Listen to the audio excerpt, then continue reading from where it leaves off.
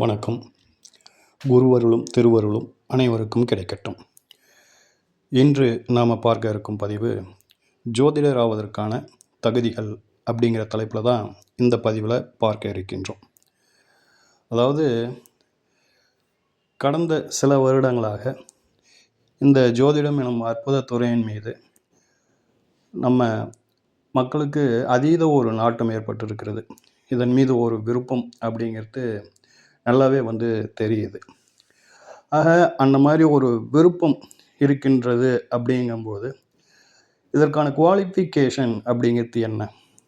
அதாவது எஜுகேஷன் அளவில், அடுத்ததாக ஜோதிட ரீதியாக இதை யாரெல்லாம் கற்றுக்கலாம், யாரெல்லாம் கற்றுக்க முடியாது அப்படிங்கிற சில குழப்பங்கள், சில விஷயங்கள் மனசுக்குள்ளே பூட்டி வச்சுக்கிட்டு யார்கிட்ட கேட்கறதுன்னு தெரியாமல் கொஞ்சம் ஒரு தவிப்பு பலருக்கு இருக்கலாம். அது போன்ற அமைப்பினருக்கு இது ஒரு நல்ல இந்த பதிவு ஒரு தெளிவை கொடுக்கும் அப்படிங்கிறதுல மாற்று கருத்து இல்லை. சரிங்களா? முதல்ல இதற்கான வயதை முதல்ல தீர்மானம் பண்ணிக்குவோம். வயது அப்படின்னும் பொழுது இதுக்கு ஏஜ் லிமிட்லாம் ஒன்றும் கிடையாதுங்க. முதல்ல ஆர்வம் தான் இதுக்கு ரொம்ப முக்கியம். சரிங்களா? அதனால் ஏஜ் லிமிட் ஆகிடுச்சு அப்படின்ற ஒரு மனோநிலையில் நீங்கள் இருக்காதீங்க. அடுத்ததாக கல்வி தகுதிக்கு வந்துடுவோம். கல்வி தகுதி அப்படின்னும் பொழுது நல்ல நீங்கள் எந்த தாய்மொழியில் பேசுகின்றீர்களோ அந்த மொழியில் ஒரு நல்ல தெளிவு இருக்கணும். எழுத்து பிழைகள் இல்லாமல் உங்களால் எழுத படிக்க முடிந்திருந்தால் போதும். அதே போல் கணிதத்தில் கூட்டல், கழித்தல், வகுத்தல் அப்படிங்கிற எளிமையான கணிதத்தில் ஓரளவுக்கு புலமை பெற்றிருந்தால் போதுமானது. ஸோ இதுக்கு டிகிரி முடிச்சிருக்கணும், அப்படி இருக்கணும், இப்படி இருக்கணும் அப்படிங்கிற ஒரு அவசியம் இல்லை. ஆனால் நல்ல ஒரு எழுத்தாற்றல் அப்படிங்கிறது வேணும் அவசியம். பிழையோடு எழுதக்கூடாது. ஏன் அப்படி பிழை இல்லாமல் எழுதணும் அப்படின்னு சொல்கிறோம் அப்படின்னாக்கா, சிலருக்கெல்லாம் ஜாதகம் எழுத சொல்லி கொடுப்பாங்க. அப்போது அந்த சந்திப்பிழைகள் இல்லாமல் இருந்தது அப்படின்னாக்கா நமக்கு கூடுதலாக ஒரு நல்ல சப்போர்ட்டாக அது இருக்கும் அப்படிங்கிறதுக்காக நம்ம அந்த விஷயத்த சொல்கிறோம். சரிங்களா? அடுத்ததாக யாரெல்லாம் படிக்கலாம் அப்படிங்கிறது, இதில் ஆண்பால் பெண்பால் அப்படின்னு இரு பிரிவுகள் இருக்கின்ற பொழுது இந்த ஜோதிடம் எனும் அற்புத கலையை யார் படிக்கலாம் அப்படின்னும் பொழுது இருபாலினரும் படிக்கலாங்க. இந்த இருபாலினரும் ஆண்களும் படிக்கலாம், பெண்களும் படிக்கலாம். அதுலேயும் தற்சமயத்தில் பெண்கள் இந்த துறையில் அதீதமாக முன்னேற்றம் கண்டு வருகின்றார்கள் அப்படிங்கிறது தான் இதில் உள்ள ஒரு யதார்த்தம். பார்த்துக்கோங்க. நிறைய புதிய புதிய பெண்கள் இந்த துறையில் சாதனை படைத்து கொண்டிருக்கின்றார்கள் அப்படிங்கிறது ஒரு நல்ல ஒரு செய்தி அப்படிங்கிறது என்னுடைய புரிதல். சரிங்களா? ஸோ இப்போ நம்ம என்ன பார்த்துருக்குறோம் அப்படின்னாக்கா, கல்வி தகுதியை பார்த்துருக்கோம், ஏஜ் லிமிட்டடை சொல்லியிருக்கோம், அடுத்ததாக ஆண்பால் பெண்பால் அப்படிங்கிற ஒரு நிலைப்பாடெல்லாம் இதுக்கு இல்லை அப்படிங்கிறத பார்த்துருக்கோம். சரிங்களா? இதை பாவக ரீதியாக எந்தெந்த பாவங்கள் இந்த ஜோதிடம் எனும் அற்புத கலைக்கு சப்போர்ட் பண்ணுது, எந்தெந்த கிரகங்கள் இதுக்கு சப்போர்ட் பண்ணுது அப்படிங்கிறதையும் நாம் இந்த பதிவில் உங்களுக்கு கொடுக்க இருக்கின்றோம். அடுத்ததாக ஒரு சிலருக்கு ஒரு தயக்கங்கள் இருந்துக்கிட்டே இருக்கும். கிட்டத்தட்ட அவங்களாம் ஒரு 10 வருஷமாக நல்ல ஆசான்களிடம் போயிட்டு படிச்சிருப்பாங்க. இன்னும் கொஞ்சம் தெளிவு பெறணும் அப்படிங்கிற ஒரே மைண்ட் செட்டோட படிச்சுக்கிட்டே இருப்பாங்களே தவிர பலன் சொல்வதற்கு முன் வர மாட்டாங்க. அப்படியும் ஒரு சில அமைப்பினர்கள் உண்டு அப்படிங்கிறத பார்த்துக்கோங்க. சரிங்களா? ஸோ இப்போ நீங்கள் எந்த லக்னமாக வேணாலும் இருந்துக்குங்க. சரிங்களா?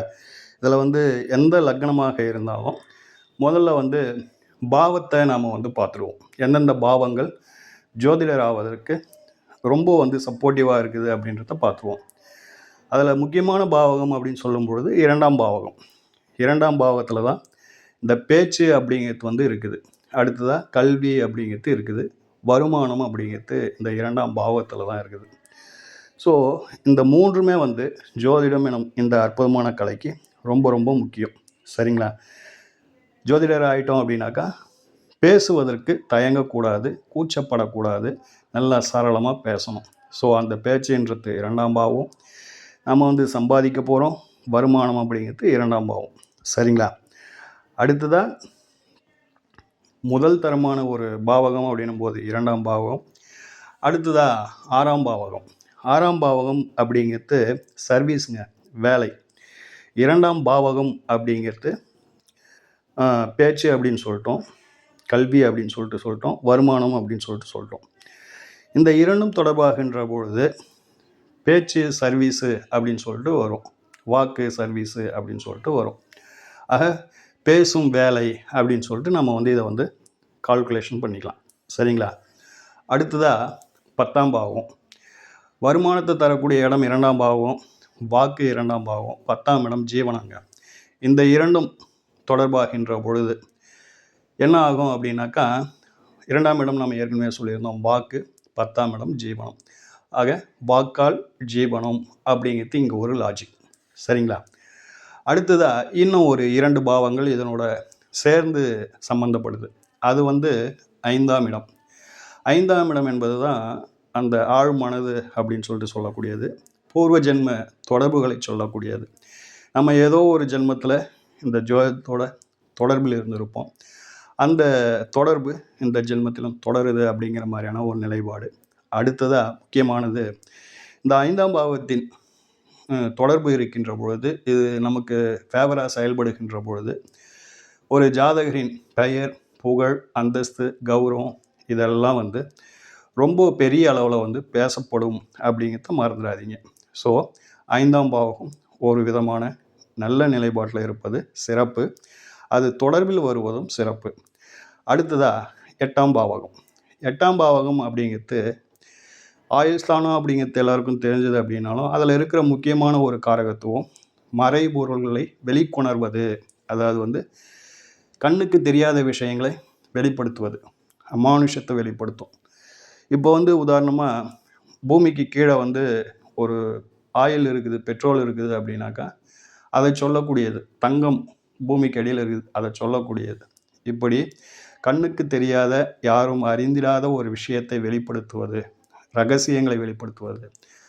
இந்த 8ஆம் இடம் தொடர்பாகின்ற பொழுது ரகசியத்துறையிலெல்லாம் ஒரு சிலர்லாம் இருப்பாங்க. அதே மாதிரி வந்து டிடெக்டிவ் ஏஜென்சியில் சிலர்லாம் இருக்கலாம். சரிங்களா? அதுபோல் ஜோதிடம் என்பதும் ஒரு மறைபொருள் அப்படிங்கிறத பார்த்துக்கோங்க. ஸோ அதனால் வந்து இப்போது இந்த 8ஆம் இடமும் ஜோதிடத்தை நமக்கு வந்து வழங்குது அப்படிங்கிறது தான் இதில் உள்ள கான்செப்ட்.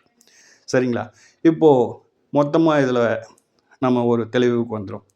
அதாவது முதல்ல வந்து 2ஆம் பாவகம், அடுத்து 5ஆம் பாவகம், 8ஆம் பாவகம், 10ஆம் பாவகம். இந்த 4 பாவங்கள் அப்படிங்கிறதுனுடைய தொடர்பு அப்படிங்கிறது ஜோதிடர் ஆவதற்கான சிறப்பான ஒரு தொடர்புகள் அப்படிங்கிறத மைண்டில் வச்சுங்க. அடுத்ததாக கிரகங்களுக்கு வந்துடுவோம். கிரகங்கள் என்று சொல்லுகின்ற பொழுது இந்த 9 நவகோள்களுமே ஜோதிடத்தை கொடுக்குது. ஆனால் அது ஒவ்வொன்றும் தான் நின்ற பாவகத்தின் வாயிலாக அதனுடைய தன்மைகளுக்கு ஏற்ப கொடுக்கும். உதாரணமாக சூரியன் இருக்குது 2ஆம் பாவத்தில் அப்படின்னும் போது அவங்களுக்கெல்லாம் வந்து வாக்குப்பளிதம் அப்படிங்கிறது நிச்சயமாக இருக்கும். அதே போல் வந்து ஒளிச்சு மறைச்சி பேச தெரியாத ஒரு ஜோதிடர்களாக அவங்க வந்து இருப்பாங்க. 3வது விஷயமா பார்த்தோம் அப்படின்னாக்கா, சந்தர்ப்ப சூழலுக்கு ஏற்ற மாதிரி அவங்களால வந்து அவங்களை மாற்றிக்கொண்டு ஜோதிடம் சொல்ல தெரியாது அவங்களுக்கு. அவங்க என்ன பண்ணுவாங்கன்னா, ஸ்ட்ரெயிட் ஃபார்வர்டாக இருப்பாங்க. இதுதான், இப்படி தான், இதுக்கு மேலே எதுவும் செய்ய முடியாது அப்படின்னு சொல்லிட்டு வெட்டு 1 துண்ணு 2 அப்படிங்கிற மாதிரி அந்த வார்த்தைகளில் வந்து அப்படியே வந்து அந்த நேர்மை அப்படிங்கிறது வெளிப்படும். அந்த புதன் மாதிரி செயல்படணும் அப்படின்னாக்கா அது அவங்களால முடியாது. இந்த புதன் இருக்குது பாருங்கள், அது வந்து ஆளுக்கு ஏற்ற மாதிரி வந்து பேசும். அதாவது வந்து மாற்றி பொய் பேசுறது இல்லை. அந்த வருமானம் அப்படிங்கிறது வேணும் அப்படின்னாக்கா வளைந்து நெளிந்து வந்திருக்கிற ஆளுக்கு ஏற்ற மாதிரி அந்த உண்மையையும் சொல்லணும். அட் த சேம் டைம் நம்மக்கிட்ட வந்து கொஞ்சம் பணிவும் இருக்கணும். அந்த குரல் தன்மை, அந்த சொல்லும் அந்த விதம், ப்ரெசன்டேஷன் அப்படின்னு சொல்லிட்டு சொல்லுவாங்கள்ல, ஜோதிஷத்தை வந்து நம்ம வரும் வாடிக்கையாளருக்கு சொல்லும் விதம் அப்படிங்கிறதுலாம் சில விஷயங்கள் இருக்குது. எதை சொல்லணும், எதை சொல்லக்கூடாது, இதை சொன்னால் மகிழ்ச்சி அடைவாங்க, இதை சொன்னால் சங்கடப்படுவாங்க அப்படிங்கிறதுக்கெலாம் அந்த புதன் தான் வந்து ரொம்ப சூப்பராக ஹெல்ப் பண்ணும். ஆனால் 2ஆம் இடத்துல சூரியன் இருக்கின்ற பொழுது அதையெல்லாம் அதை பற்றிலாம் அது சிந்திக்காது. நீ ஜாதகம் கேட்க வந்த, நான் பலன் சொல்லிட்டேன், அவ்வளவுதான். அதனால் வந்து அவர் சொன்னது தப்பா சரியா அப்படின்னும் போது அவர் சொன்னதெல்லாம் சரியாக தான் இருக்கும். ஆனால் வாடிக்கையாளர்கள் வந்து அதிகமாக வரமாட்டாங்க, இவரை பற்றிய அதிகமாக வந்து வெளியிடத்தில் பேச மாட்டாங்க. அப்போது இது நல்ல விஷயம், 2ஆம் இடத்துல சூரியன் இருப்பது ஜோதிட துறைக்கு நல்ல விஷயம் அப்படின்னு சொல்லிட்டு சொன்னோம்னாலும் அது வந்து வருமானத்துக்கு அப்படின்னும் பொழுது கொஞ்சம் நெளிவு சுழிவோடு இறங்கி பணிந்து செல்லும் தன்மையை இது கொடுக்காது அப்படிங்கிறத பார்த்துக்கோங்க. மற்ற கிரகங்களை பற்றி நம்ம அதிகமாக பேசணும்னா இந்த காணொளி ரொம்ப நீண்டதாக போயிடும், உங்களுக்கு போர் அடிக்க ஆரம்பிச்சிடும். ஸோ அதனால் வந்து எல்லா கிரகங்களும் ஜோதிடத்தை கொடுக்கின்றது அப்படிங்கிற ஒரு நிலைப்பாட்டுக்குள்ளே வந்துடுங்க. அந்த கிரகங்களின் தன்மைக்கு ஏற்ப அது கொடுக்குது அப்படிங்கிறத பார்த்துக்கோங்க. சரிங்களா? இப்போது கிரகங்களுக்கு வந்துடுவோம். கிரகங்கள் என்று சொல்லுகின்ற பொழுது முக்கியமான பிளானட் அப்படின்னு சொல்லிட்டு சொல்லும்பொழுது புதன் வித்யா காரகர், அடுத்ததாக கணிதங்களுக்கு முக்கிய காரகம் வகிக்கிறவர். சரிங்களா? அடுத்ததாக குரு பகவான். குரு அப்படிங்கிறது வந்து ஒழுக்கம், அதாவது வந்து இதை இப்படித்தான் செய்யணும் அப்படின்னு சொல்லக்கூடிய ஒரு கிரகம். அடுத்ததாக ஆன்மீகத்தோடு சேர்ந்து பயணிக்கும். அது இல்லாமல் சொல்லியும் கொடுக்கும், போதிக்கவும் செய்யும். சரிங்களா? அடுத்ததாக கேது. இந்த கேது பகவான் அப்படிங்கிறவர் வந்து முற்பிறவியில் செய்த அப்படின்றத எடுத்துக்கலாம், அல்லது நம்ம முன்னோர்கள் வழி அப்படிங்கிறத எடுத்துக்கலாம், ஞானக்காரகன் அப்படிங்கிறத நம்ம எடுத்துக்கலாம். இந்த 3 கிரகங்கள் முக்கியமான பங்காற்றுது. இதனோட இன்னும் ஒரு கிரகம் ரொம்ப முக்கியமாக பயன்படுது அப்படின்னாக்கா அது சந்திரன். ஏன் சந்திரன் இங்கே குறிப்பிட்றோம் அப்படின்னாக்கா, சந்திரன் நல்ல நிலையில் இருக்க வேண்டியது மிக மிக அவசியம். என்ன காரணம் அப்படின்னாக்கா, ஜோதிடத்தில் அளவுக்கு அதிகமான விதிகளும் விளக்கங்களும் பரிகாரங்களும் எல்லாமே உண்டுங்க. அதை சரியான நேரத்தில் சரியான தக்க சமயத்தில் ஞாபகத்துக்கு வரணும், படித்ததெல்லாம் ஞாபகத்துக்கு வரணும். அவங்க கேட்குறவங்களுக்கு நம்ம வந்து அதை வந்து எக்ஸ்பிளைன் பண்ணணும். அந்த ஞாபகத்துக்கு வரணும் அப்படின்னாக்கா அந்த சந்திரன் நல்ல நிலையில் இருக்கணும் அப்படிங்கிறத பார்த்துக்கோங்க. சரிங்களா? ஸோ இந்த 4 பிளானட்டை மனசில் வச்சுங்க. இந்த கிரகங்களும் நாம் ஏற்கனவே சொன்ன பாவங்களும் தொடர்பாகின்ற பொழுது அவர்கள் மிக சிறந்த ஜோதிடர்களாக வலம் வருகிறார்கள் அப்படிங்கிறது யதார்த்தம். இப்போது அதுக்கு ஒரு சின்ன எக்ஸாம்பிள் பார்த்துருவோம். இப்போது பாவகம் அப்படின்னு சொல்லும்போது நம்ம என்ன சொல்லியிருந்தோம் அப்படின்னாக்கா, 2ஆம் பாவகம் 5, 8, 10 இந்த 4 பாவகம் சொல்லியிருந்தோம். இப்போது லக்னத்துக்கு 2ஆம் இடத்தில் நம்ம சொன்ன கிரகங்கள் எதனா ஒன்று இருக்கிறது, அதாவது வந்து புதன் அங்கே வைங்க, 2ஆம் இடத்துல புதன் இருக்கிறது, அல்லது 6ஆம் இடத்துல புதன் இருக்கிறது, 10ஆம் இடத்துல புதன் இருக்கிறது. ஸோ இது போன்ற நிலைகளில் புதன் இருப்பது, அல்லது புதன் கேது சேர்ந்து 2, 6, 10 இருப்பது, அல்லது குரு கேது சேர்ந்து 2, 6, 10 இருப்பது, புதனும் குருவும் சேர்ந்து 2ஆம் பாவகம் 6ஆம் பாவகம் 10ஆம் பாவத்தில் இருப்பது, இது போன்ற நிலைகள் அப்படின்னும் பொழுது இவர்கள்லாம் வந்து ஒரு நல்ல சிறந்த ஜோதிடர்களாக திகழ்கின்றார்கள். அதிலும் புதன் அப்படிங்கிறது அங்கே இருக்கின்ற பொழுது அவங்களாம் வந்து நெளிவு சுழிவோடு, அதாவது வந்து வந்திருக்கிறவர் எதை எதிர்பார்க்குறாரு, இவங்களுக்கு எப்படி ஜாதகம் சொன்னால் நமக்கு வருமானம் வரும், இவங்ககிட்ட எப்படி பேசணும் அப்படிங்கிறதெல்லாம் சிந்தித்து செயல்படும் ஒரு அற்புதமான கிரகமாக புதன் இருக்கும் அப்படிங்கிறத மறந்துடாதீங்க. சரிங்களா? ஸோ இது போன்ற விஷயங்களை நீங்கள் வந்து கையில் பார்த்துக்குங்க. அடுத்ததாக ரொம்ப ரொம்ப முக்கியமான ஒரு விஷயம் என்ன அப்படின்னாக்கா, நீங்கள் இதுதான் முழு நேர தொழிலாக செய்ய போகிறேன் அப்படின்னு சொல்லிட்டு ஃபீல்டுக்கு வரீங்க அப்படின்னாக்கா, உங்களுக்கு 5 மற்றும் 9ஆம் பாவம் இந்த இரண்டும் பலவீனப்பட்டு தசா நடக்காமல் இருந்ததுன்னா ரொம்ப சிறப்பு.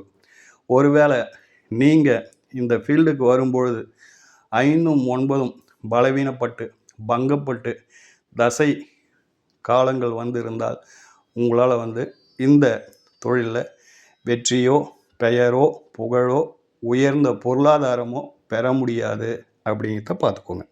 சரிங்களா? இப்போ சொன்ன விதிகளை உங்களுக்கு தெரிந்த ஒரு ஜோதிடர்களின் ஜாதகங்களில் அப்ளை பண்ணி பாருங்கள். நிச்சயமாக நாம் சொன்ன விதிகள் 100க்கு 100% பொருந்தி வருங்க.